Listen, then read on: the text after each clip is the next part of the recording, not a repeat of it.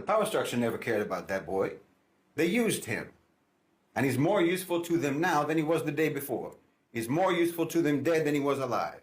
Listen, you don't defeat someone like this, someone like a Charlie Kirk, a tool like him, by letting that tool mold you into exactly what they want you to be.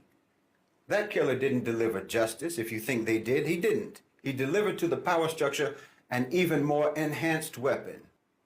He made a mediocre, but dangerous and polarizing figure, Charlie Kirk, into now an impeachable icon for the very fan base that he most likely despises. And he made criticism of Charlie Kirk's ideas. Now it's disrespect for the dead. This is not resistance. This is a gift. This is a gift to the very security state that he probably thought he was attacking. No, it's stupidity. Or maybe, as the conspiracy theories are already speculating, what actually happened was just a purge of an expendable asset to create a more powerful symbol. Well, they'll use his death. Oh, how they will use it. They will use his death to paint every dissenting voice, every cry for a more just world. They'll paint with the same bloody brush.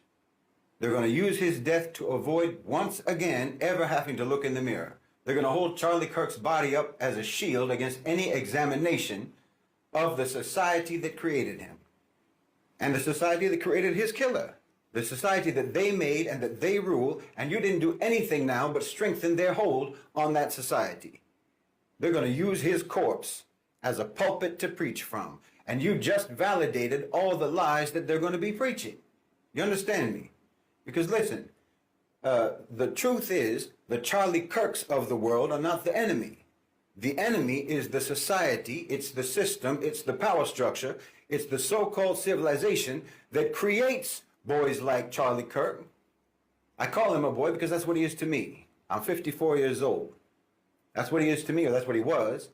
And also because he presented a childish, simplistic cartoon portrait of America that only a young boy could ever believe in. He presented an America without complexity, without guilt, without the burden of their terrible history. Well, that's a seductive product. And America has always been an eager market for that sort of a product. He existed because of supply and demand. You demand and the power structure supplies. The killer and the killed are the products of the same sick society. Kirk and his killer, and the other 18,535 victims and their killers. And wallahi, if you don't clock this reality, if you don't understand this reality, and if you let yourself get swept up in all the narratives and all the counter narratives, then you might just end up being like one of them. On one